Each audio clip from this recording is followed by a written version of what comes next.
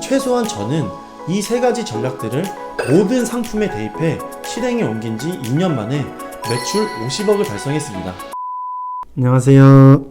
디렉터 왕입니다. 이 영상을 시청하기에 앞서 잘 파는 사람들이 말하지 않는 전략 파트 1 영상을 꼭 시청하시길 바랍니다. 파트 1 영상을 통해 상품 소싱의 기준을 확립하시고 시청하셔야만 나머지 두 가지 전략을 이해하실 수 있습니다. 그럼 시작하겠습니다. 두 번째, 광고비를 아끼지 않는다. 잘 파는 사람들은 광고비를 아끼지 않습니다. 판매를 함에 있어 가장 기본이 되는 것은 상품 노출입니다. 노출이 되지 않는다면 내 상품을 소비자는 볼 수 없습니다. 다른 사고방식으로 상품에 접근했다고 하더라도 보는 이가 없다면 판매를 할 수가 없습니다. 그렇다면 내 상품을 노출하여 소비자가 보게 하는 방법은 무엇일까요? 바로 광고입니다. 브랜딩이 아주 잘 되어 있는 대기업들도 신제품을 출시하면 TV 광고뿐만 아니라 가능한 모든 매체를 통해 광고를 합니다.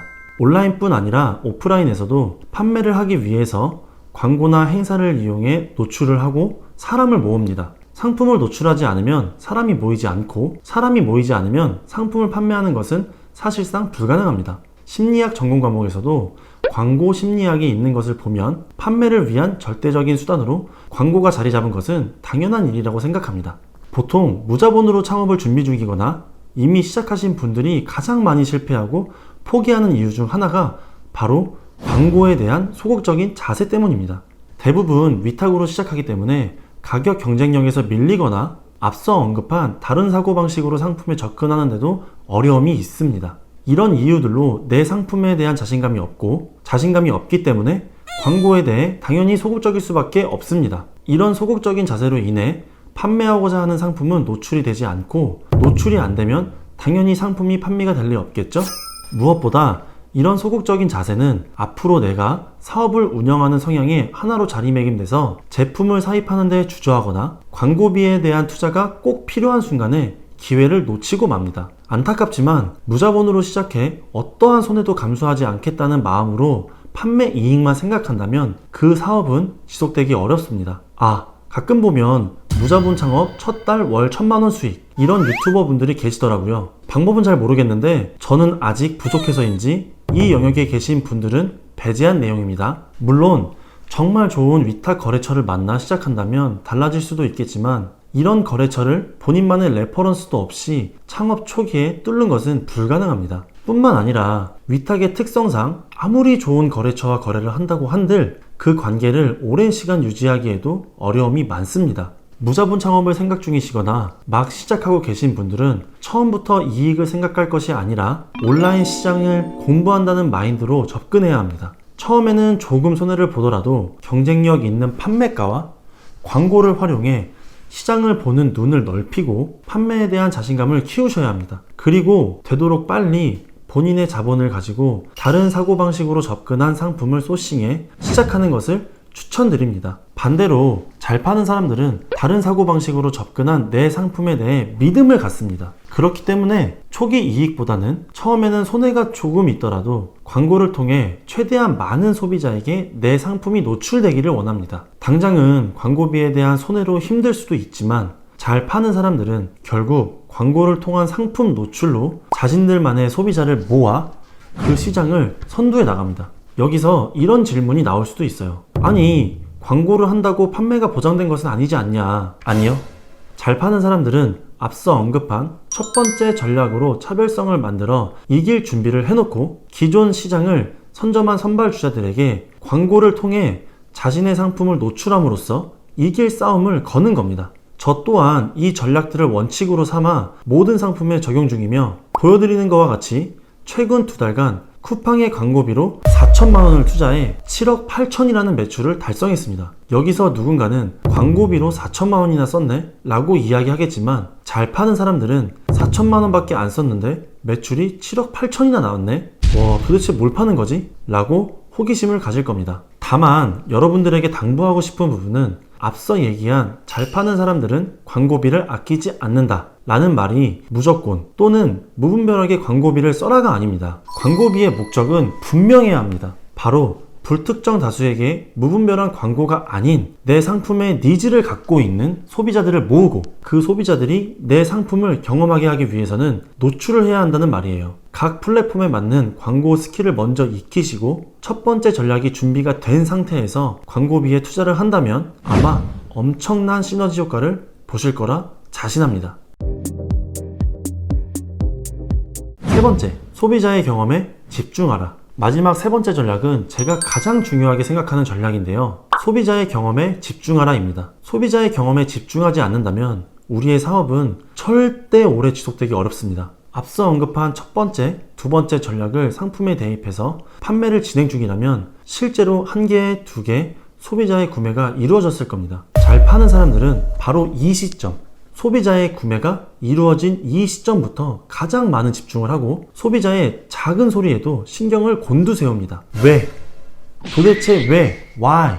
잘 파는 사람들은 구매가 이루어진 시점부터 가장 많은 집중을 하고 가장 많이 신경 쓸까요? 시청자분들의 쉬운 이해를 위해 잘 파는 사람들이 말하지 않는 전략, 이 세 가지를 접목시켜 주변 사례를 들어보겠습니다. 집중하세요.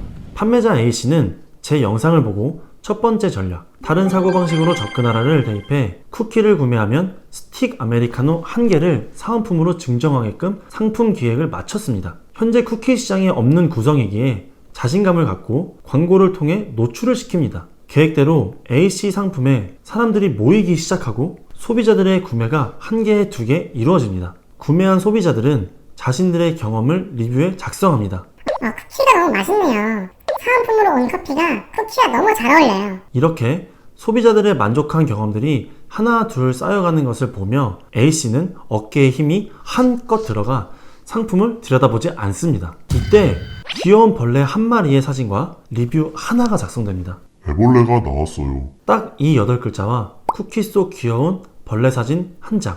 자, 이 리뷰로 인해 A씨 상품의 판매량은 어떻게 됐을까요? 위의 사례를 보셨다시피 아무리 우리가 다른 사고방식으로 접근한 상품을 광고비를 통해 노출시켜 판매를 한다 하더라도 위와 같이 단 하나의 고객 경험으로 인해 그동안에 우리가 했던 노력들은 숲으로 돌아갑니다. 그렇기 때문에 잘 파는 사람들은 소비자가 구매를 한 이 시점이 끝이 아니라 시작이라는 것을 누구보다 잘 알고 있습니다. 그래서 제가 첫 영상에서 악성 리뷰 해방에 대해 다뤘던 이유도 바로 우리의 판매 활동에 있어 소비자의 경험이 가장 중요하기 때문입니다. 저뿐만 아니라 잘 파는 사람들은 대부분은 리뷰 작업을 합니다. 보시다시피 판매자들은 왜 저런 이슈를 만들면서까지 리뷰 작업을 할까요? 가장 근본적인 이유는 리뷰 작업 없이는 온라인 경쟁에서 이길 수가 없기 때문입니다. 왜냐하면 소비자는 판매자가 상세 페이지를 통해 말하고자 하는 내용보다 다른 소비자들의 경험을 중요하게 생각하기 때문이에요. 이것을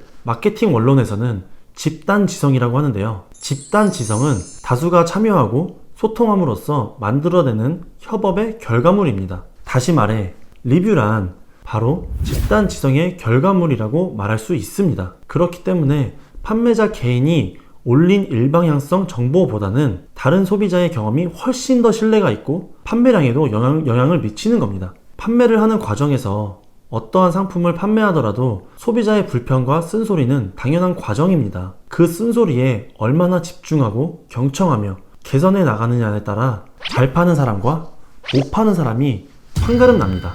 바이럴 마케팅, SNS 마케팅, 카페 마케팅, 수많은 종류의 마케팅 방법이 있지만 단언컨대 이 세상에 존재하는 어떠한 마케팅도 실 고객의 경험을 이길 수 있는 것은 없습니다. 이건 제가 확신합니다. 내 상품에 만족한 소비자의 경험은 입소문이 나고 그 입소문은 어떠한 마케팅보다 빠르게 번져나갑니다. 가장 기본적인 소비자의 경험에도 집중하지 못한다면 다른 마케팅은 중지하셔도 좋다고 감히 말씀드립니다. 제가 이야기하는 소비자의 경험에 집중하라는 돈이 드는 것도 아니고 그다지 거창한 것도 아닙니다. 자신이 판매하는 상품에 애정과 관심을 갖고 꾸준히 관리하는 것, 정성을 다하라는 겁니다. 실제로 저 역시도 지금도 하루도 빠짐없이 리뷰와 문의를 체크합니다. 판매자 본인이 내 상품에 관심이 없는데 과연 소비자들은 내 상품에 관심을 가져줄까요? 제 경험상 제가 관심을 갖지 않고 방치하는 상품은 정말 신기하게도 소비자 역시 거들떠보지도 않았습니다.